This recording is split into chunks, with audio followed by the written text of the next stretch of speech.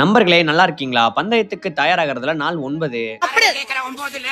அடி உன் வாயில என் பிரஷ் அவுட் ஆட்டுன்னு 2 ஆட்டு ஆட்டி பல்லையும் தேய்ச்சிட்டு காலை கார்டியோ முடிக்கிறதுக்கு ஜிம்முக்கு கிளம்பிட்டேன். ஜிம்ல இந்த நடக்கிற இயந்திரம் 2 தான் இருக்கிற காரணத்தால நம்ம வர்றப்ப மிஷின் சும்மா இருந்தா பஸ்ல இடம் பிடிக்கிற மாதிரி ஓடி வந்து உட்காந்துக்க வேண்டியதா இருக்கு. இல்லனா நம்ம செருப்பு மாட்டுற கேப்ல வேற யாராச்சும் ஏறிடுவாங்க. அதனால பஸ்ல சீட்டை பிடிக்கிற மாதிரி இடத்தையும் பிடிச்சு 40 நிமிஷம் கார்டியோவை முடித்து விட்டு வீட்டுக்கு போறப்ப கொஞ்சமா மின்சார ஊட்டச்சத்தையும் எடுத்துக்கிட்டு நேத்தே நான் சொன்னபடி வேற கடையில முட்டை வாங்கலான்னு கடையை தேடினா என் நண்பனே கடையை போட்டிருக்கான். அதுவும் இல்லாம இவன் பல்ல கட்டுறதுக்கே 10 முட்டை எக்ஸ்ட்ரா வாங்கலாம் போல. பிறகு வீட்டுக்கு வந்ததும் 8 எக்கோட வெள்ளைக்கருவையும் 40 கிராம் ஓட்ஸையும் சாப்பிட்டுட்டு காலை உணவை முடிச்சிட்டு ஸ்நாக்ஸுக்கு ஒரு ஆப்பிளே முழுங்கிட்டு வீடியோ எடிட் பண்றதுக்கு உட்காந்துட்டேன். அப்புறமா ஒரு 2 மணி நேரத்துக்கு அப்புறமா வீடியோ எடிட்டிங்லாம் முடிச்சிட்டு மதிய உணவையும் சமைச்சிட்டு சாப்பிட்டுட்டு ஒரு முக்கியமான வேலை, அந்த வேலையை ஒரு 2 மணி நேரம் செஞ்சுட்டு சாயங்காலமா எந்திரிச்சு ஜிம்முக்கு வர்ற வழியில நம்ம அண்ணனை சந்திச்சேன். அவர் ஜிம்முக்கு தான் வந்துட்டு இருந்தாரு. உடனே 2 பேரும் சேர்ந்து ஒரு கருப்பு காப்பியை போட்டு உடற்பயிற்சி பண்ண கிளம்பிட்டோம். இன்னைக்கு நெஞ்சுக்கும் தோள்பட்டைக்கு தான் உடற்பயிற்சி. அப்புறம் நான் ஏற்கனவே சொன்னபடி எல்லா உடற்பயிற்சியும் போட்டேன்னா வீடியோ ரொம்ப பெருசா போற காரணத்தால தினமும் 2-3 உடற்பயிற்சி மட்டும் தான் போடுறேன். நீங்க வீடியோ தினமும் பார்த்தீங்கன்னா நான் என்னென்ன உடற்பயிற்சி போடுறேன்னு நீங்க தெரிஞ்சுக்கலாம். பிறகு உடற்பயிற்சி எல்லாம் முடிச்சிட்டு வீட்டுக்கு போறப்ப கூந்தலையும் கொஞ்சம் குறைச்சிட்டு வீட்டுக்கு போனதும் வேப்புரத்தை கலக்கல போட்டு குடிச்சிட்டு குளிருக்குள்ளே ஒரு குளியலையும் போட்டு இரவு உணவுக்கு காய்கறியும் கோழிக்கறியும் வச்சு சாப்பிட்டுட்டு 2 மீன் எண்ணெயும் முழுங்கிட்டு மொட்டை மாடிக்கு போயிட்டு உறக்கத்தை போட்டாச்சு.